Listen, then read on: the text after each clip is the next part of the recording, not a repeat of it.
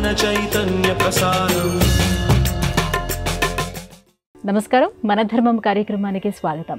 ఇవాల్టి మన ధర్మం కార్యక్రమంలో మన ధర్మ సందేహాలను నివృత్తి చేసేందుకు మనతో పాటు ఉన్నారు ప్రముఖ ఆధ్యాత్మికవేత్త బ్రహ్మశ్రీ గడ్డమనుగు రామకృష్ణమూర్తి గారు. గురుగారు నమస్కారం. ఓం శ్రీమాత్రే నమః. గురుగారు, మనది హిందూ మతం కాదు, హిందూ ధర్మం అని అంటారు. ధర్మానికి మతానికి తేడా ఏమిటి? జగత్తు, జీవుడు, ఈశ్వరుడు, ఈ ముగ్గురి గురించి చెప్పేది మతం. మొట్టమొదట నేను అన్న భావన మనకు మార్గదర్శకమవుతుంది. అదే జీవుడు.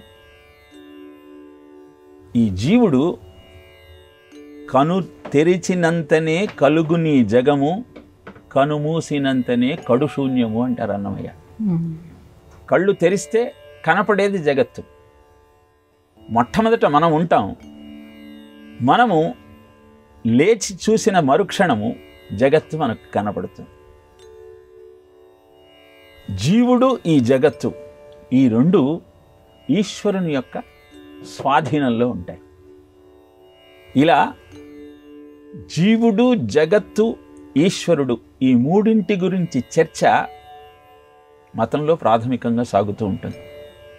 ఇదంతా ఆ పరమాత్మ చైతన్యమే అని ఒక మతం వాదిస్తే, పరమాత్మ వేరు, జీవుడు వేరు అని ఇంకొక మతం చెబుతుంది. పరమాత్మ జీవుడి స్వరూపమే అయినా కొంత భేదం ఉన్నది అని భేద, అభేద, భేదాభేద మతాలతో జీవనం నడుస్తుంది.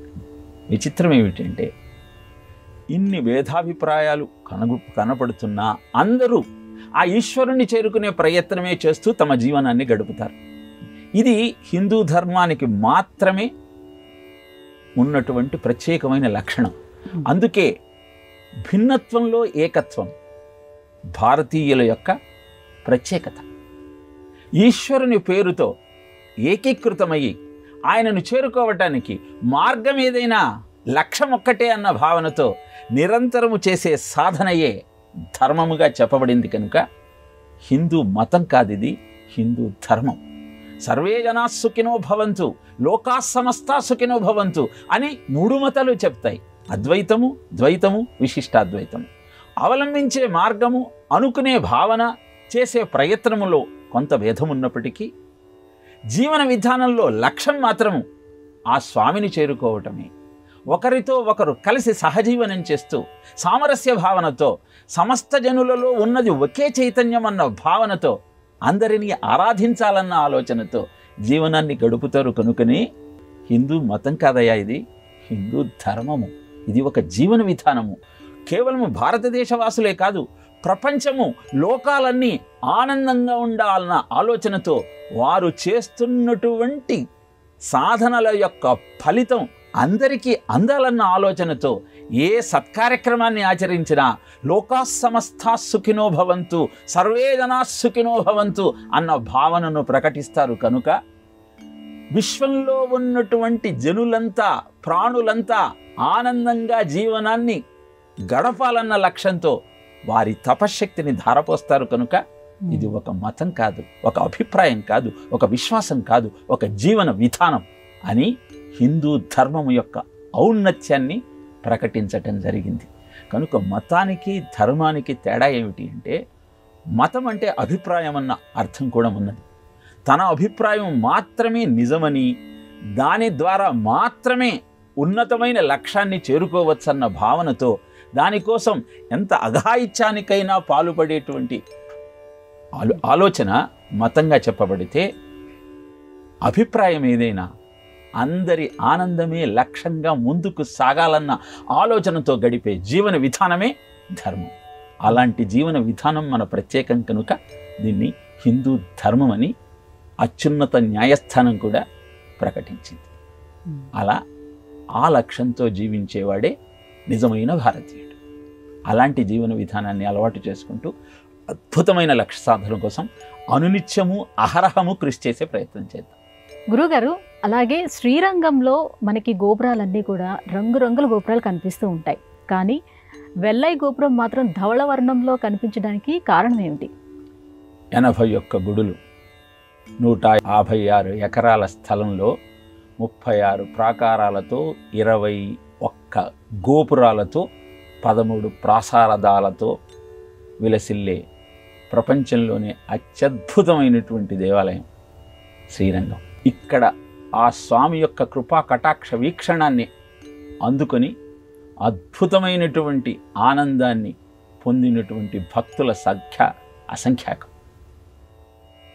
ఆ ఆలయ పరిరక్షణ కోసం ఎందరో భక్తులు తమ జీవితాన్ని త్యాగం చేశారు. ప్రపంచంలో ప్రసిద్ధంగా చెప్పబడినటువంటి రాజగోపురం 136 అడుగులు, 13 అంతస్తులు, గోపురాలకే రాజు. అలాంటి అద్భుతమైన ఆ దేవాలయంలో 20 గోపురాలు అనేక వర్ణాలలో కనపడుతున్న వెల్లై గోపురం మట్టుకు తెల్లగా ధవళ వర్ణంలో మాత్రమే భాషిస్తూ ఒక విషాదకరమైన సంఘటన మనకు గుర్తు చేస్తుంది. భారతదేశంలో ఉన్నటువంటి దేవాలయాలన్నింటినీ ధ్వంసం చేసి హిందూ ధర్మాన్ని పతనం చేసి తమ ప్రాభవాన్ని చాటుకోవాలన్న ఆలోచనతో దుష్కర ముష్కర మూకలు భారతదేశం మీదికి దండెత్తి వస్తున్న సమయంలో అల్లావుద్దీన్ ఖిల్జీ యొక్క సైన్యాధిపతి మాలికాపూర్ దేవాలయాలన్నింటినీ ధ్వంసం చేస్తూ వస్తున్నాడు. శ్రీరంగంలో ఉన్నటువంటి స్వామి విగ్రహాన్ని భక్తులంతా కలిసి తిరుపతికి తరలించారు. ఆలయాలలో అద్భుతమైనటువంటి సంపద దాగి ఉన్నది కనుక దాన్ని సొంతం చేసుకోవాలన్న ఆలోచనతో దేవాలయాల మీద దాడి చేస్తున్నటువంటి ఆ ముష్కరులకు అనంత పద్మనాభ స్వామి యొక్క విగ్రహం కనపడలేదు. అన్ని గోపురాలను ధ్వంసం చేస్తూ ముందుకు వెళుతూ దేవాలయాన్ని ధ్వంసం చేద్దాం అనుకున్నటువంటి ఆ మాలికాపురు వెల్లాయ్ అనే స్త్రీమూర్తి చూసింది. అతనితో కలిసి నాట్యం చేస్తూ గోపురాల మీద ఒక్కొక్క అంతస్తు పైకి వెళుతూ అక్కడి నుంచి అతనిని కిందికి నెట్టేసి తాను కింద పడి మరణించింది. ఇలా ఆ దేవాలయాన్ని కాపాడటం కోసం, వారి నుంచి భారతీయ జీవన విధానానికి ప్రాణమైనటువంటి దేవాలయాన్ని సంరక్షించడం కోసం ఆ స్త్రీమూర్తి తన ప్రాణాన్ని తృణప్రాయంగా ఎంచి అర్పించింది. ఆమెకు గుర్తుగా ఆ గోపురాన్ని ధవళ వర్ణంలో తెల్లగా అలానే ఉంచుతూ ప్రతినిత్యం మమ్మల్ని కాపాడి మా కోసం నీ ప్రాణాన్ని అర్పించి దేవాలయాన్ని సంరక్షించిన ఆ శ్రీమాన్ నారాయణుడి యొక్క స్వరూపానివే నువ్వు అన్న భావనతో తెల్లగా ఆ దేవాలయంలోని గోపురం మనకు దర్శనమిస్తూ ఉంటుంది. కనుక ఇలాంటి దేవాలయాలను సందర్శిస్తూ వాటిని కాపాడటం కోసం పాటుపడిన మహానుభావుల యొక్క చరిత్రలను గుర్తు చేసుకుంటూ మన ధర్మాన్ని మన లక్ష్యాన్ని జ్ఞాపకం చేసుకుంటూ వాటిని సంరక్షించుకున్నప్పుడే నిజంగా మన ధర్మాన్ని నిలబెట్టుకుంటున్న నిజమైన భారతీయులము మనము అన్న ఆలోచన మనలో కలుగుతుంది. కనుక అలాంటి ప్రయత్నం చేద్దాం. గురుగారు, దీపం ప్రగతికి సంకేతంగా చెప్తారు. ఏ శుభ కార్యక్రమం ప్రారంభించాలన్నా ముందుగా దీప ప్రజ్వలన చేసి ప్రారంభిస్తారు, ఎందుకని? దీపం జ్యోతి పరం బ్రహ్మ, దీపం సర్వతమోహరం, దీపేన సాధ్యతే సర్వం, దీపజ్యోతి నమోస్తుతే అని దీపానికి నమస్కరిస్తామా. దీపేన సాధ్యతే సర్వం అంటారేమిటి? దీపాన్ని ప్రజ్వలనించి చేసిన మాత్రాన అన్ని కార్యక్రమాలు నెరవేరుతాయా? అది ఎలా సాధ్యం అన్నటువంటి సందేహం మనకు కలుగుతుంది. ఎక్కడైతే దీపం వెలిగింపబడుతుందో అక్కడ తేజోమయమైన స్వరూపాలతో, కాంతి శరీరాలతో దేవతామూర్తులు ఆవిష్కరింపబడతారు. దీపం వెలిగించిన మరుక్షణం ఉత్తిష్టంతు భూతపిశాచ ఏతే భూమిభారకా ఏతేషామ విరోధేన బ్రహ్మకర్మ సమారభే అని మనం మంత్రాన్ని ఉచ్చరించగానే రాత్రిపూట ఇంటిలోకి ప్రవేశించినటువంటి ఆసురి భూత ప్రేత పిశాచ గణాలన్నీ పరిగెత్తుతాయి. ఎప్పుడైతే ఈ విధమైనటువంటి ఆసురీ శక్తులు అంతర్ధానమవుతాయో అప్పుడు దేవతా స్వరూపాల సాన్నిహిత్యంతో వారిని ఆరాధిస్తూ నువ్వు చేసే షోడశోపచారాలు నీకు సకల శుభాలను అందజేస్తాయి. నిజానికి దేవతా స్వరూపాల యొక్క లక్ష్యం ఏమిటి అంటే ఆశ్రయించిన వారి కోరికలన్నింటినీ నెరవేర్చటమే. అందుకే ఏ తీర్థానికి వెళ్ళినా ఆ నదిలో మనం స్నానం చేయటంలోని ఆంతర్యం ఏమిటి అంటే అక్కడ ఉన్నటువంటి మూలమూర్తిని దర్శించుకోవటం కోసం వచ్చే దేవతామూర్తులంతా ఆ నదిలో స్నానం చేస్తూ ఉంటారు కనుక వారి సమక్షంలో అదృశ్య రూపంలో ఉన్న వారిని సంకల్పించుకుంటూ మనం స్మరించుకోగలిగితే వారే మన కోరికలు తీరుస్తారని. ఇలా భారతీయ జీవన విధానంలో దీపానికి ప్రత్యేకమైన ప్రాధాన్యత ఉండటానికి కారణం ఏమిటి అంటే దీపాన్ని ప్రజ్వరింప చేయగానే తమోగుణం అంతా నశించి అద్భుతమైన సత్వగుణం ఉద్భవించి అనుకున్న కోరికలన్నీ నెరవేరుతాయి. అంతేకాదు దీపారాధన చేయటం వల్ల దీప జ్యోతులను మనం ప్రదర్శించటం వల్ల పితృగణాలు కూడా సంతోషిస్తారు. కంచి పరమాచార్య ప్రపంచ యుద్ధంలో ప్రాణాలు వదిలినటువంటి సైనికులను స్మరిస్తూ దీపారాధన చేయమనేవారు. ఇలా జ్ఞానాన్ని ప్రచోదనం చేసే లక్షణము దీపోపచారానికి ఉన్నది. ఇన్ని అద్భుతమైనటువంటి ఆనందాలను మనకు అందించే దేవతా స్వరూపమే దీపం కనుక దీపారాధన చేసి ఏ కార్యక్రమాన్నైనా ప్రారంభిస్తాం. శోచనీయమైన విశేషం ఏమిటంటే పిల్లల పుట్టినరోజు పండుగ జరిపేటప్పుడు మటుకు ఆ దీపాలను ఆర్పే అనాచారం ఇంకా అక్కడక్కడ కనపడుతూ ఉన్నది. కనుక దీపం అంటే ఆ స్వామి యొక్క రూపమన్న భావనతో లక్ష్మీ స్వరూపంగా భావించి విశేషమైనటువంటి దీపారాధనతో జీవితాన్ని ధన్యం చేసుకునే ప్రయత్నానికి శ్రీకారం చుట్టగలిగినప్పుడు సర్వసంపదలు మనకు సాధ్యమవుతాయి. అందుకే దీపేన సాధ్యతే సర్వం అని ఆ దీపజ్యోతికి నమస్కారం చేస్తూ ఉంటాం. గురుగారు, శివుని యొక్క తాండవ స్వరూపాలు ఎన్ని, వాటి విశిష్టత ఏమిటి? జయత్వదభ్రవిభ్రమద్ భ్రమద్భుజంగమశ్వసత్ వినిర్గమత్ క్రమస్ఫురత్ కరాళ పాలహవ్యవాట్ ధిమి ధ్వనిన్మృదంగతుంగ మంగళ ధ్వనిక్రమ ప్రవర్తిత ప్రచండ తాండవ శివ అని రావణకృత శివతాండవ స్తోత్రంలో ఆ స్వామి యొక్క తాండవాన్ని తెలియజేస్తారు. ఇవి 108 రకాలని చెప్పారు. దానిలో ప్రధానమైన వాటిని కొన్నిటి గురించి చర్చించుకునే ప్రయత్నం చేద్దాం. ఆనంద తాండవం.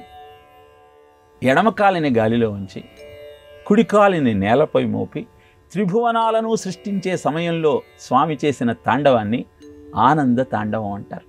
అదే కుడికాలిని నేల మీద ఉంచి ఎడమకాలిని గాలిలో ఉంచితే దాన్ని మరకల తాండవము అంటారు. ఏ విధమైన తాండవమైన ఒకే సత్యాన్ని తెలియజేస్తోంది. సృష్టిలోని అణువుల చలనము కదలికయే స్వామి నృత్యం. ఏ కార్యక్రమం చేసినా అణువుల కదలిక లేనిదే సాధ్యం కాదు. అందుకే నటరాజ స్వరూపమే ప్రపంచంలో ఉన్న ప్రాణుల యొక్క అణువుల కదలికను గురించి తెలియజేసేటువంటి అద్భుతమైన విజ్ఞానం కనుక స్విట్జర్లాండ్లోని సెర్న్ ఇన్స్టిట్యూట్ ముందు నటరాజ విగ్రహాన్ని ఉంచే ప్రయత్నం చేశారు. తరువాత సంధ్యాతాండవం. నాదానికి వాద్యాలను జోడించి అద్భుతమైన గీతాన్ని ఆవిష్కరించేటువంటి సమయంలో స్వామి చేసిన నృత్యమే సంధ్యాతాండవం. సకల చరాచర సృష్టి వచ్చినది శబ్దం నుంచే అని బిగ్ బ్యాంగ్ థియరీ తెలియజేస్తుంది కదా. దానికి సంకేతమే సంధ్యాతాండవం. ఇక ఖగోళాలను నవరసాలను సృష్టించే సమయంలో అమ్మతో కలిసి స్వామి చేసిన నృత్యానికి శృంగార తాండవం అని పేరు. త్రిపుర తాండవం అంటే ఖగోళాన్ని భూమిని జయించినటువంటి స్వామి చేసిన నృత్యమే త్రిపుర తాండవం. త్రిపురాసుర సంహార సమయంలో జరిగినటువంటి నృత్యం. ముని తాండవం. చిదంబరంలో పతంజలి మహర్షి తన పాదాలతో మృదంగాన్ని వాయిస్తూ స్వామి తాండవాన్ని చూడాలి అనుకున్న సమయంలో స్వామి చేసిన నృత్యమే ముని తాండవం. ఉగ్రతాండవం. ఒక భక్తురాలు అడిగితే స్వామి తన కుడికాలిని శిరస్సు మీద ఉంచుకొని చేసిన నృత్యము అద్భుతమైనటువంటి ఊర్ధ్వ తాండవంగా చెప్పబడింది. సంహార తాండవం. యముడు మార్కండేయుడి మీద దాడి చేసి ప్రాణాన్ని హరించాలని చూసినప్పుడు మృత్యుభీత మృకండసూను కృతస్తవౌ శివ సన్నిధౌ ఆ చంద్రశేఖర చంద్రశేఖర చంద్రశేఖరమాశ్రయే అంటూ మార్కండేయుడు ఆలపించినటువంటి ఆ స్తోత్రానికి పరవశించిన స్వామి చేసిన నృత్యమే సంహార తాండవం. భూత తాండవం. గజాసురుని యొక్క సంహారం చేసి అతని చర్మాన్ని ధరిస్తున్న సమయంలో స్వామి చేసిన నృత్యానికి భూతతాండవం అని పేరు. ప్రళయ తాండవం, సకల చరాచర సృష్టి లీనమైనప్పుడు జీవులంతా లీనమై తిరిగి సృష్టి ప్రారంభించాలన్న సమయంలో స్వామి చేసే నృత్యము ప్రళయ తాండవం.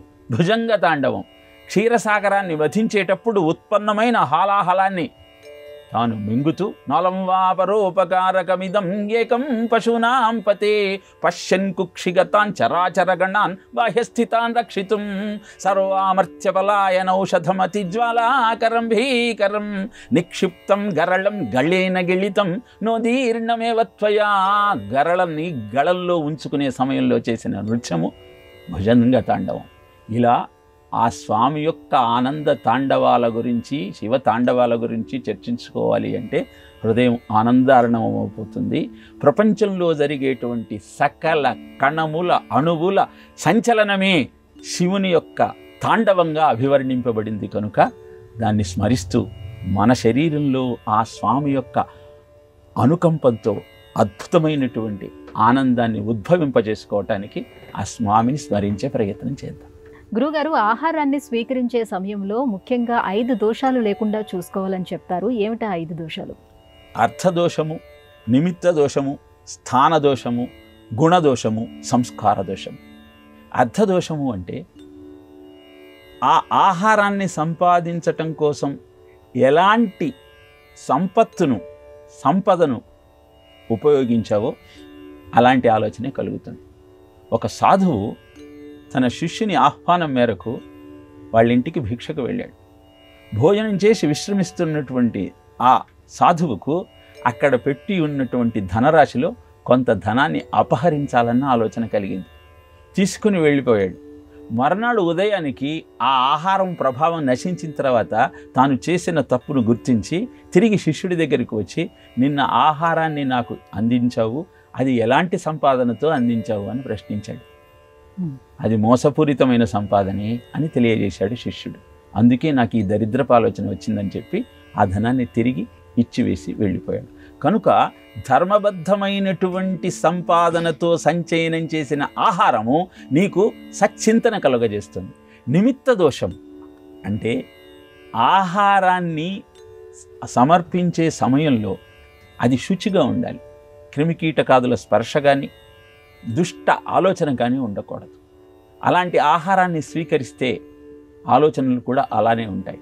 భీష్ముడు అంపశయ్య మీద ఉండి ధర్మరాజుకు రాజధర్మాన్, స్త్రీ ధర్మాన్, ఇలా అన్ని ధర్మాలను వివరిస్తూ ఉన్నాడు.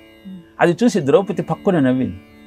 ఎందుకు నవ్వుతున్నావు అని ప్రశ్నిస్తే, నిండు కొలువులో నాకు అవమానం జరుగుతున్నప్పుడు తెలియని ఈ ధర్మం ఇప్పుడు ఎలా గుర్తుకొచ్చింది మీకు అని ప్రశ్నిస్తే, ఇంతకాలము దుర్యోధనుని కొలువులో అతని ఇచ్చిన ఆహారాన్ని స్వీకరిస్తూ బ్రతికాను. అర్జునుడు కొట్టిన బాణాలతో ఆ రక్తమంతా బయటికి వెళ్ళిపోయింది. అందుకే ఇప్పుడు సచ్చింతన కలుగుతోంది. ఈ ధర్మాలన్నీ చెప్పగలుగుతున్నానని భీష్ముడు అంతటి వాడు చెప్పాడు. ఇది నిమిత్త దోషం. ఇక స్థాన దోషం. శ్రీకృష్ణుడికి దుర్యోధనుడు 56 వంటకాలతో ఆహారాన్ని అందించాలని ప్రయత్నం చేశాడు. కానీ విదురుడి దగ్గరికి వెళ్ళి భక్తి తన్మయత్వంతో ఆయన ఇచ్చిన అరటి తొక్కనే ఆహారంగా స్వీకరించాడు స్వామి. కారణం స్థానం. ఎక్కడ మనం ఆహారాన్ని స్వీకరిస్తూ ఉన్నాం, ఎవరు మనకు అందజేస్తున్నారు. ఇలా స్థాన దోషము. గుణదోషము, అందించేవారి గుణగణాలు కూడా దాని మీద ప్రభావం చూపిస్తాయి. కనుక ఎవరి ద్వారా ఆహారాన్ని స్వీకరిస్తున్నావు, వారు ఎందుకోసం నీకు అందిస్తున్నారు, ప్రయోజనాన్ని ఆశించా ప్రేమతోనా? అందుకే తల్లి వంటకాన్ని మించిన రుచికరమైన ఆహారం ఇంకెక్కడా దొరకదని చెబుతారు. కారణం ప్రేమతో, ఆనందంగా నువ్వు జీవించాలన్న ఆలోచనతో ఆ మాతృమూర్తి నీకు ఆహారాన్ని అందజేస్తుంది. కనుక అది సత్వాన్ని కలిగించి ఆయుష్ని వృద్ధి చేసి బలాన్ని నీకు అందజేస్తుంది. ఇహ సంస్కార దోషం. అందించేవారి సంస్కారం కూడా మన మీద ప్రభావం చూపిస్తుంది. కనుక ఈ 5 దోషాలు లేకుండా ఆహారాన్ని స్వీకరిస్తే తస్మాత్ అన్నమయం మనః అని శాస్త్రం చెబుతుంది. కనుక ఆహారమే నీ మనస్సుగా మారి నీకు మార్గదర్శకం చేస్తుంది. ఈ సత్యాన్ని గుర్తిస్తూ బ్రహ్మార్పణం బ్రహ్మహవిర్ బ్రహ్మాగ్నౌ బ్రహ్మణాహృతం బ్రహ్మ యువతేన గంతవ్యం బ్రహ్మకర్మ సమాధిన అన్నటువంటి ఆలోచనతో మనం ఆహారాన్ని స్వీకరిస్తూ జీవితాన్ని సచ్చింతనతో, సన్మార్గంలో, సత్సాంగత్యంతో ముందుకు తీసుకువెళ్ళే ప్రయత్నం చేద్దాం. గురువుగారు, పసిపిల్లలకి ఆహారంగా తల్లిపాలు లేనప్పుడు ఆవు పాలని పడుతూ ఉంటారు కదా, ఎందుకని? ఆవు వసువులు యజ్ఞం చేస్తే యజ్ఞగుండం నుంచి ఉద్భవించినటువంటి దేవతా స్వరూపం, ఆ జగన్మాత యొక్క ఇంకొక రూపం. ఆవు పాలకు తల్లి పాలకు చాలా దగ్గరి సారూప్యం ఉంటుంది. ఆవు పాలలో తల్లి పాలలో ఉన్నంత ప్రోటీనే ఉంటుంది, అంత కొవ్వే ఉంటుంది, అంత నీటి శాతమే ఉంటుంది, అన్ని సాలిడ్సే ఉంటాయి. తల్లి పాలకు మించినటువంటి పాలు ఇంకొకటి లేవు, పోషక ఆహారం ఇంకొకటి లేదు. కానీ ఆ తల్లి పాలు మృగ్యమైన సమయంలో ఆ తల్లికి మారు రూపమైనటువంటి గోమాత యొక్క క్షీరము అద్భుతమైనటువంటి బలాన్ని సత్వాన్ని కలిగిస్తుంది. కనుక పసిపిల్లవాడి నుంచి పండు వృద్ధుని దాకా జీర్ణం చేసుకొని శక్తిని పొందగలిగిన మాహత్యం ఆవు పాలలో ఉంటుంది. కనుక తల్లిపాలు మృగ్యమైనప్పుడు ఆవు పాలను అందిస్తారు. విదేశాలలో ఉన్న గోవులకు వచ్చేటువంటి పాలలో ప్రోటీన్ శాతం ఎక్కువగా ఉంటుంది, అందుకే అక్కడ వాళ్ళు ఆ పాలలో నీళ్లు కలుపుతారు. కానీ దేశీ గోవులలో ఎంత అవసరమో అంతే శక్తి దాంట్లో ఉంటుంది. కనుక తల్లి పాలకు మారుగా ఇచ్చేటప్పుడు ఎక్కువ పాలు ఇవ్వాలి, నీళ్లు కలపాల్సిన అవసరం లేదు. కనుక గోక్షీరం అనేది నీలో తేజస్సును పెంచి శక్తిని ఇనుమడింపజేసి బుద్ధిని తేటపరిచి అద్భుతమైన ఆలోచన మనలో రేకెత్తిస్తుంది. కనుక తెలివితేటలు పిల్లలలో పెరగాలి అంటే ఆవు పాలకు మించిన ఔషధం మరొకటి లేదు. అమృతప్రాయమైనటువంటి ఆ ఔషధాన్ని స్వీకరించి జవసత్వాలను పెంచుకొని సమాజ శ్రేయస్సే లక్ష్యంగా పిల్లలు జీవనాన్ని గడపాలి అంటే తల్లిదండ్రుల మీద భక్తితో అతిథులను ఆదరిస్తూ అందరికీ సహకరించేటువంటి గుణం పిల్లలో వృద్ధి చెందాలి అంటే ఆవు పాలను ఆహారంగా అందజేసే ప్రయత్నం చేయాలి. అదే తల్లిపాలు మృగ్యమైనప్పుడు ఆవు పాలను ఆహారంగా పసిపిల్లలకి ఇస్తారు.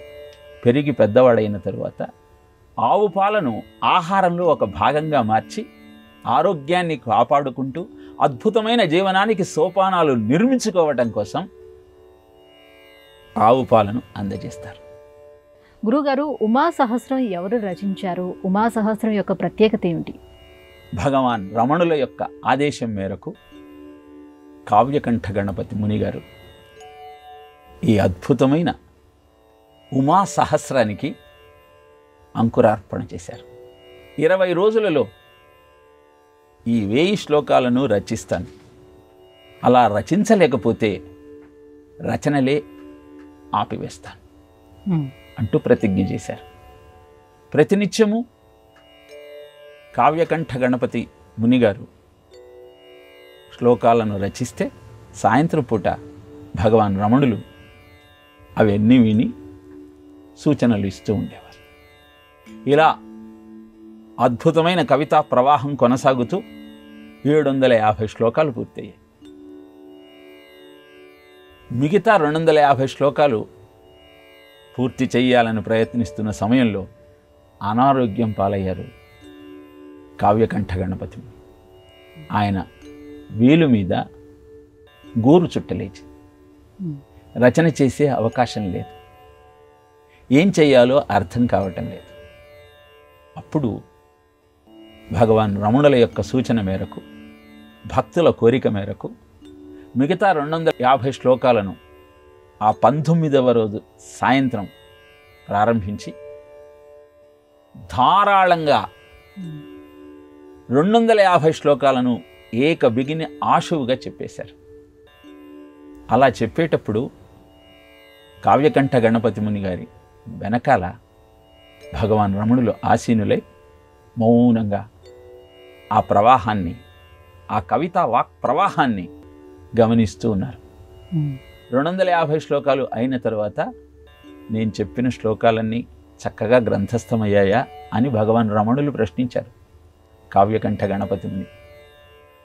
చూస్తున్న వారంతా, రాస్తున్న 5గురు పాఠకులు అనేక ఛందస్సులలో కావ్యకంఠ గణపతి ముని ఏకకాలంలో చెబుతున్న శ్లోకాలను రాస్తూ పోయారు.